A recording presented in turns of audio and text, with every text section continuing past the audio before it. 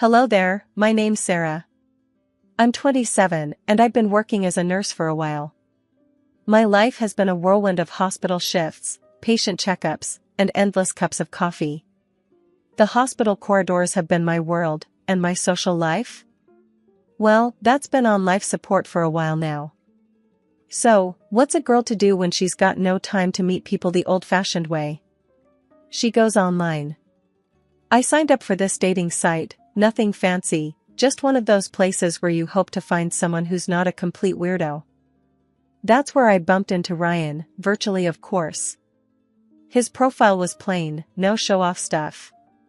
Just a guy with a genuine smile and a twinkle in his eyes. We started trading messages, and something clicked.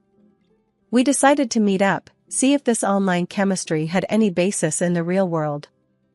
Our first date was at this cozy little cafe downtown. I walked in, and there he was, waiting for me. "Hey Sarah, you made it," he greeted, his face lighting up like a kid on Christmas morning. I was a bundle of nerves, but his easygoing nature calmed me down. We started chatting, just casual stuff at first. He was a software engineer, loved messing around with codes and all that. He was passionate about his work, but when he spoke about his mother, Margaret, his demeanor changed. "I'm all she's got, you know," he said, his voice dropping a bit. "My old man skipped out on us when I was just a kid. She's been alone since then. I try to help out, send her $1,000 every month. Ain't much, but it keeps her going." I admired his dedication, his sense of responsibility. I shared my own stories, about the grueling hours at the hospital, the emotional roller coaster that my job often was.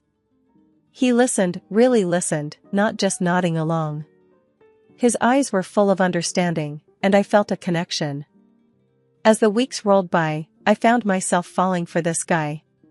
He was different, caring and attentive. He'd show up at the hospital when I was pulling late-night shifts, always with a hot meal in tow. He was a breath of fresh air in my otherwise monotonous life. One evening, while we were having dinner at his place, he looked at me, his eyes serious. "Sarah," he said, holding my hand across the table. "I've been doing some thinking.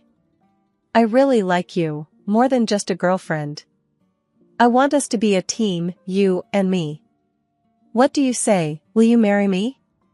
His question caught me off guard.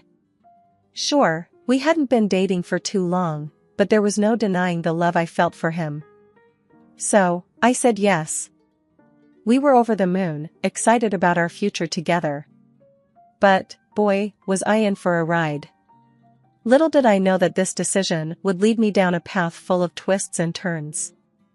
Life took a sudden turn after that dinner. I was now engaged to Ryan, a man I'd met online, who was as kind and caring as he was committed to his mom. The word fiancé had a new, exciting ring to it. We decided it was time to meet his mom, a woman who lived a couple of hours away in a small town.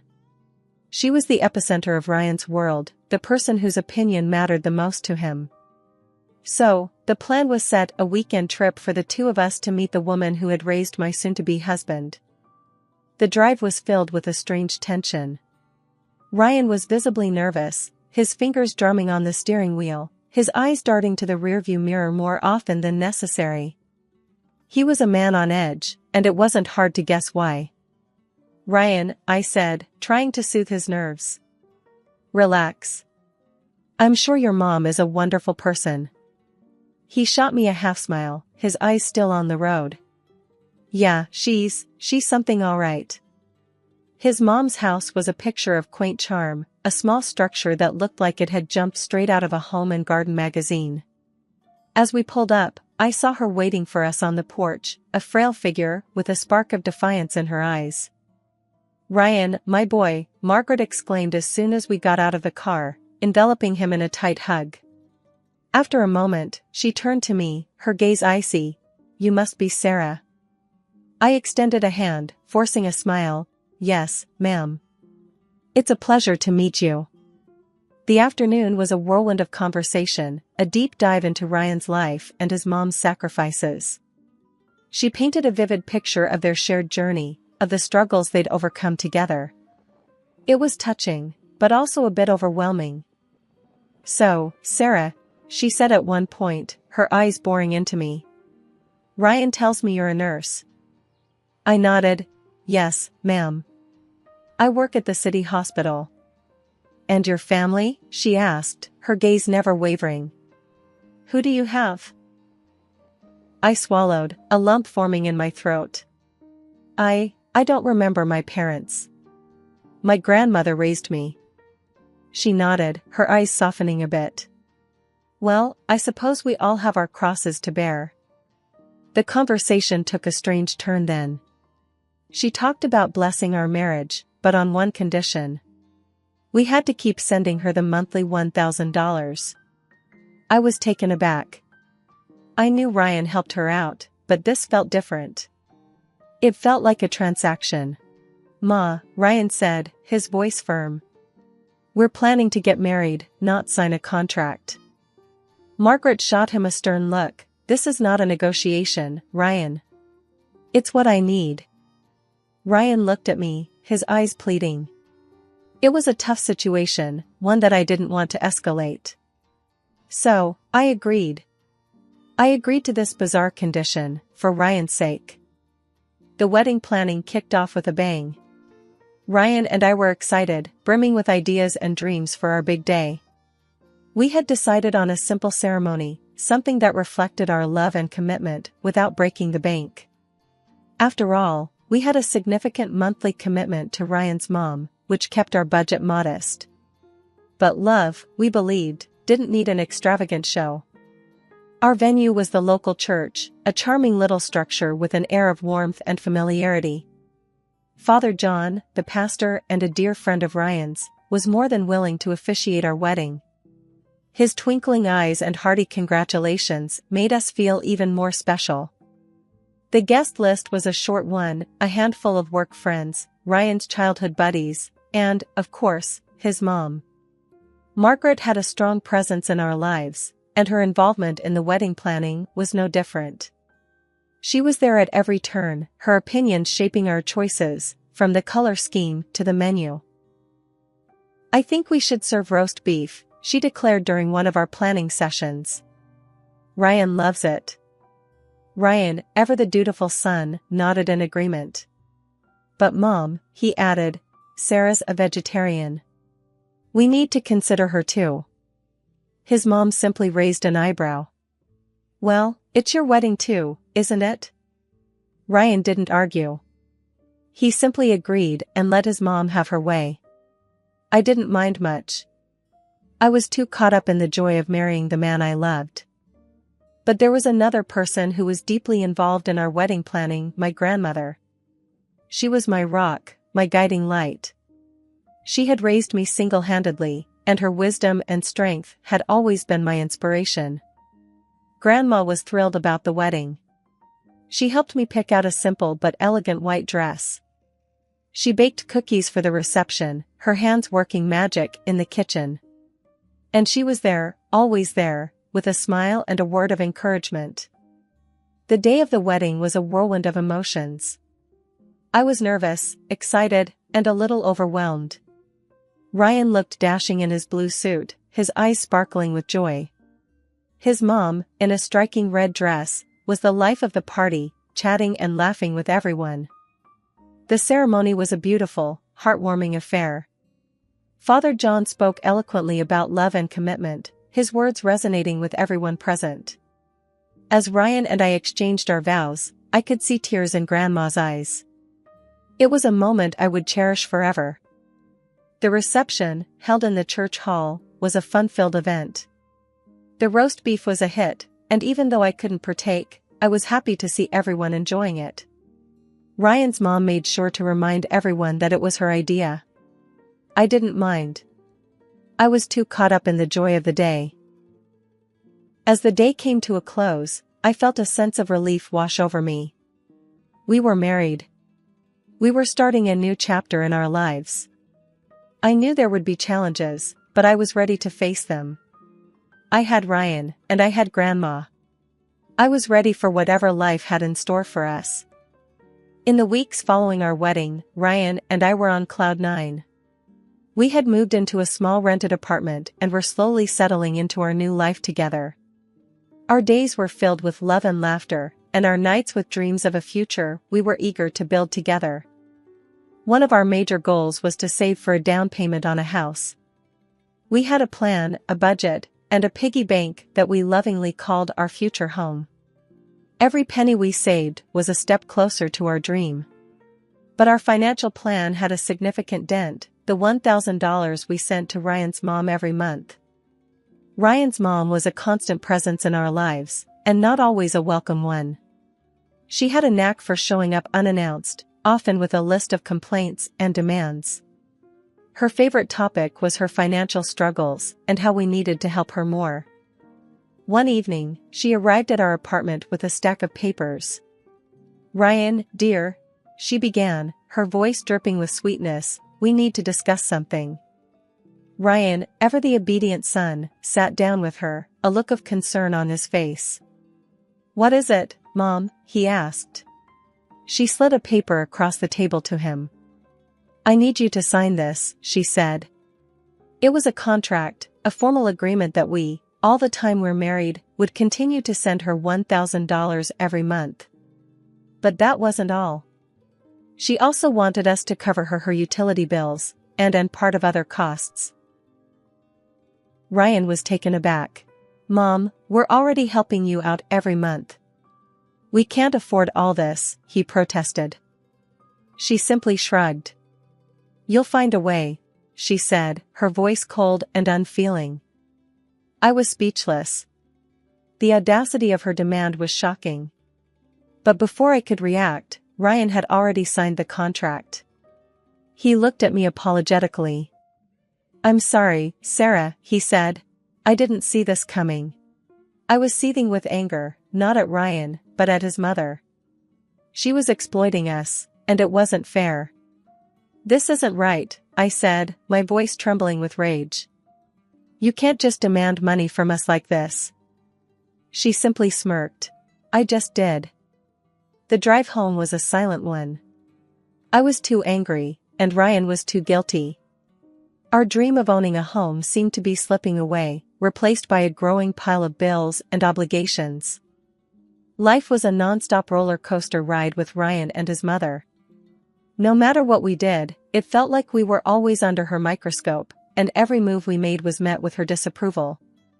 It was suffocating, and it was starting to eat away at our happiness. The situation reached boiling point one evening when she came over for her usual uninvited visit. Ryan and I had been discussing the possibility of starting a family. We were excited about the idea of bringing a new life into this world. But when I shared our plans with his mother, her reaction was far from supportive. "A baby? Are you two nuts?" Margaret bellowed, her face turning an alarming shade of red. "You can barely keep your heads above water, and now you want to add a baby to this circus?" I was taken aback by her outburst. "We've thought about this, and we believe we're ready," I countered, trying to keep my voice calm. She snorted. "Ready? You think you're ready? You can't even handle your own lives, and now you want to toss a baby into the mix?" I turned to Ryan, hoping he would step in, but he just sat there, his face ashen. His mother's words had struck a nerve, and he seemed lost for words. "Instead of thinking about a baby, you should be thinking about me," she continued, her voice rising with each word. "I'm not getting any younger. I need you to take care of me, not some snot-nosed brat." I could feel the anger bubbling up inside me. "We're not your babysitters," I snapped, my patience wearing thin. "We have our own lives to live. And we won't let you dictate them." Margaret turned to Ryan, tears welling up in her eyes. "Is this how you treat your mother? Is this how you repay me for all I've done for you?" Ryan looked at me, then at his mother. I could see the turmoil in his eyes. He was caught between his loyalty to his mother and his love for me. Finally, he spoke up. "Mom's right, Sarah," he said, his voice wavering. "We're not ready for a baby. We have too many responsibilities already." His words were like a punch to the gut. I couldn't believe what I was hearing. I turned to him, my eyes filled with disbelief. "So, you're taking her side now?" He didn't answer, just looked down at his hands. That was all the answer I needed. I got up and stormed out of the room, leaving Ryan and his mother alone. That night, Ryan and I had the biggest argument we've ever had. We yelled, we cried, we said things we didn't mean. But in the end, nothing was resolved. He still sided with his mother, and I was left feeling betrayed and alone. The following weeks were a nightmare. Ryan's mother was more intrusive than ever, and Ryan was more distant. As a result, I just stopped communicating with Margaret, even if it was rude, but not seeing her was already a great achievement. She called me an impudent girl and stopped calling me too. I'd been noticing a change in Ryan for a while. He was always on his phone, his fingers flying across the keyboard as he sent text after text. He was coming home late from work, his excuse always the same, "Just got caught up at the office, babe." I didn't want to believe anything was wrong. I tried to convince myself that it was just work stress, that he was just busy. But deep down, I knew something was off. My suspicions were confirmed when my best friend, Lisa, called me one evening. "Sarah, I don't know how to say this," she began, her voice shaking. "I found Ryan's profile on that dating site we used to use." I felt like I'd been punched in the gut. "What? That's impossible," I stammered, my mind racing. "He wouldn't." "I'm sorry, Sarah," Lisa said, her voice filled with sympathy. "I thought you should know."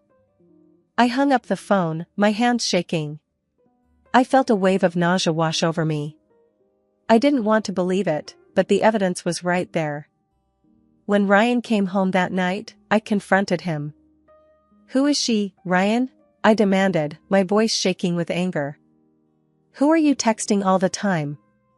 Who are you meeting on that dating site?" Ryan looked at me, his face pale. "I don't know what you're talking about, Sarah," he stammered, his eyes darting around the room. "Don't lie to me, Ryan," I yelled, my patience wearing thin. "I know about the dating site. I know you're seeing someone else." Ryan didn't say anything for a moment, just stared at me. Then, he let out a sigh. "I'm sorry, Sarah," he said, his voice barely above a whisper. "I didn't want you to find out this way." I felt a surge of anger. "So, you admit it? You've been cheating on me?" Ryan nodded, his eyes filled with guilt. "I'm sorry, Sarah. I didn't mean for this to happen. It just did." I couldn't believe what I was hearing. The man I loved, the man I had planned to start a family with, was cheating on me. And to make matters worse, he wasn't even sorry about it. "I want a divorce, Ryan," I said, my voice steady. "I can't be with someone I can't trust." Ryan didn't argue, didn't try to convince me to stay. He just nodded, his face a mask of guilt and regret. 6 months had passed since my divorce from Ryan, and life was starting to settle into a new rhythm. I was learning to live alone, to be independent. Then, my grandmother passed away. She'd been a rock in my life, a woman of strength and wisdom. Her passing left me with a gaping hole, but also, unexpectedly, a considerable inheritance. She'd left me her old mansion, a beautiful house with vast gardens and rooms filled with antique furniture. And there was also a hefty sum of money, enough to let me live comfortably for the rest of my life. I was shocked, overwhelmed, but also grateful. It was a fresh start, a chance to rebuild my life. Just as I was starting to adjust to this new reality, there was a knock on the door. Standing on my doorstep was none other than Ryan's mother, a woman who'd always been a thorn in my side. "Well, look at you, living in luxury," she sneered, looking around the mansion with greedy eyes. "I heard about your little windfall. You must be over the moon." I crossed my arms, raising an eyebrow at her. "What do you want, Margaret?" She put on a saccharine smile, her eyes still scanning the house. Well, dear, I thought it's only fair that since you and my son are married, I should get a share of this fortune. I couldn't help but laugh. Margaret, you're out of the loop.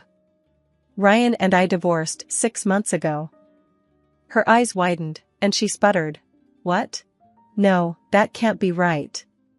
Ryan would have told me. Call him and ask, I suggested, leaning against the doorframe. He'll confirm it.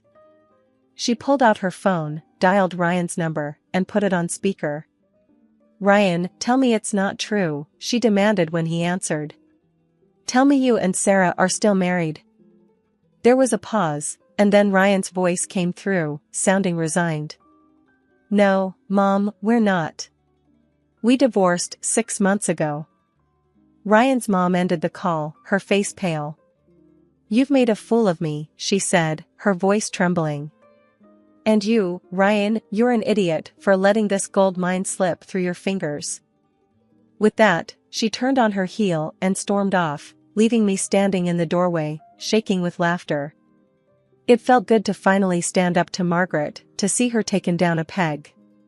I'd been through a lot, but I was coming out the other side stronger, more confident. My new life was just beginning, and I was ready for whatever came next. I had a beautiful house, financial security, and most importantly, I was free from the shackles of an unhappy marriage. As I closed the door, I couldn't help but smile. Life was looking up. The sun had already started to set when I heard the knock. I opened the door to find my ex-husband, Ryan, standing there. His sudden appearance was as surprising as it was unwelcome. What the hell are you doing here, Ryan? I asked, my voice laced with annoyance. I heard about your inheritance, Sarah, he stammered, his eyes darting around the grand entrance of the mansion. Is it true? I crossed my arms over my chest, raising an eyebrow at him. Yeah, it's true. My grandmother left me her house and a substantial amount of money. What's it to you? Ryan swallowed hard, his gaze never leaving mine. I was thinking, maybe we could give it another shot, Sarah, he said, his voice shaky. I've been a fool. I let my mother dictate our lives. I didn't stand up for you when I should have. I want to make it right. A bitter laugh escaped my lips. Oh, now you want to make it right? I asked, shaking my head in disbelief. Now that I'm rich, you suddenly want to be a better man? You think I can't see right through you, Ryan? Ryan looked taken aback by my words, but he quickly composed himself. It's not like that, Sarah, he said, his voice filled with desperation. I've changed. I can be a better man.